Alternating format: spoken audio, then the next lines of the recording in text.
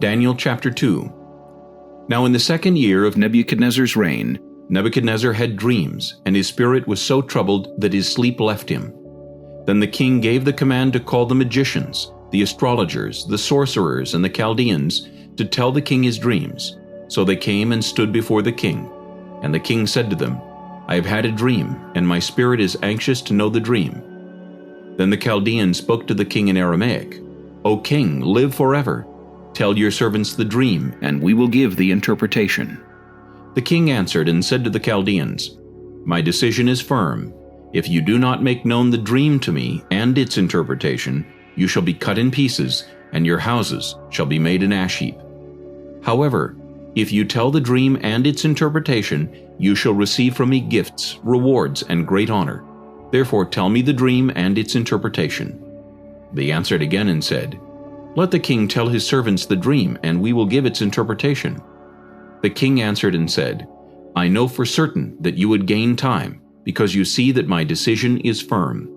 If you do not make known the dream to me, there is only one decree for you, for you have agreed to speak lying and corrupt words before me till the time has changed. Therefore tell me the dream, and I shall know that you can give me its interpretation. The Chaldeans answered the king and said, There is not a man on earth who can tell the king's matter. Therefore no king, lord, or ruler has ever asked such things of any magician, astrologer, or Chaldean.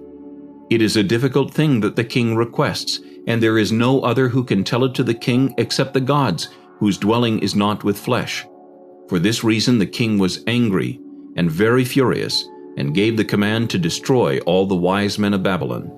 So the decree went out, and they began killing the wise men, and they sought Daniel and his companions to kill them. Then with counsel and wisdom Daniel answered Arioch, the captain of the king's guard, who had gone out to kill the wise men of Babylon. He answered and said to Arioch, the king's captain, Why is the decree from the king so urgent? Then Arioch made the decision known to Daniel. So Daniel went in and asked the king to give him time, that he might tell the king the interpretation. Then Daniel went to his house and made the decision known to Hananiah, Mishael, and Azariah his companions, that they might seek mercies from the God of heaven concerning this secret, so that Daniel and his companions might not perish with the rest of the wise men of Babylon. Then the secret was revealed to Daniel in a night vision. So Daniel blessed the God of heaven. Daniel answered and said, Blessed be the name of God forever and ever, for wisdom and might are his. And he changes the times and the seasons. He removes kings and raises up kings. He gives wisdom to the wise and knowledge to those who have understanding. He reveals deep and secret things. He knows what is in the darkness, and light dwells with him. I thank you and praise you, O God of my fathers. You have given me wisdom and might, and have now made known to me what we asked of you, for you have made known to us the king's demand. Therefore Daniel went to Arioch, whom the king had appointed to destroy the wise men of Babylon. He went and said thus to him, Do not destroy the wise men of Babylon. Take me before the king, and I will tell the king the interpretation. Then Arioch quickly brought Daniel before the king, and said thus to him, I have found a man of the captives of Judah, who will make known to the king the interpretation. The king answered and said to Daniel, whose name was Belteshazzar, Are you able to make known to me the dream which I have seen and its interpretation? Daniel answered in the presence of the king and said, The secret which the king has demanded, the wise men, the astrologers, the magicians, and the soothsayers cannot declare to the king. But there is a God in heaven who reveals secrets, and he has made known to King Nebuchadnezzar what will be in the latter days. Your dream and the visions of your head upon your bed were these. As for you, O king, thoughts came to your mind while on your bed about what would come to pass after this, and he who reveals secrets has made known to you what will be.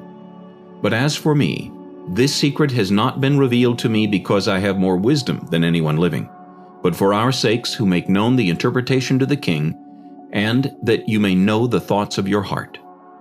You, O king, were watching, and behold, a great image. This great image, whose splendor was excellent, stood before you, and its form was awesome. This image's head was of fine gold, its chest and arms of silver, its belly and thighs of bronze, its legs of iron, its feet partly of iron and partly of clay. You watched while a stone was cut out without hands, which struck the image on its feet of iron and clay, and broke them in pieces. Then the iron, the clay, the bronze, the silver, and the gold were crushed together, and became like chaff from the summer threshing floors. The wind carried them away, so that no trace of them was found. And the stone that struck the image became a great mountain, and filled the whole earth. This is the dream. Now we will tell the interpretation of it before the king. You, O king, are a king of kings, for the God of heaven has given you a kingdom, power, strength, and glory. And wherever the children of men dwell, or the beasts of the field, and the birds of the heaven, he has given them into your hand, and has made you ruler over them all. You are this head of gold. But after you shall arise another kingdom inferior to yours, then another, a third kingdom of bronze, which shall rule over all the earth. And the fourth kingdom shall be as strong as iron, inasmuch as iron breaks in pieces and shatters everything. And like iron that crushes, that kingdom will break in pieces and crush all the others. Whereas you saw the feet and toes, partly of potter's clay and partly of iron, the kingdom shall be divided, yet the strength of the iron shall be in it, just as you saw the iron mixed with ceramic clay. And as the toes of the feet were partly of iron and partly of clay, so the kingdom shall be partly strong and partly fragile. As you saw iron mixed with ceramic clay, they will mingle with the seed of men, but they will not adhere to one another, just as iron does not mix with clay. And in the days of these kings the God of heaven will set up a kingdom which shall never be destroyed, and the kingdom shall not be left to other people. It shall break in pieces and consume all these kingdoms, and it shall stand forever. Inasmuch as you saw that the stone was cut out of the mountain without hands, and that it broke in pieces the iron, the bronze, the clay, the silver, and the gold, the great God has made known to the king what will come to pass after this. The dream is certain, and its interpretation is sure. Then King Nebuchadnezzar fell on his face prostrate before Daniel, and commanded that they should present an offering and incense to him. The king answered Daniel and said, Truly, your God is the God of gods, the Lord of kings, and a revealer of secrets, since you could reveal this secret. Then the king promoted Daniel, and gave him many great gifts, and he made him ruler over the whole province of Babylon, and chief administrator over all the wise men of Babylon.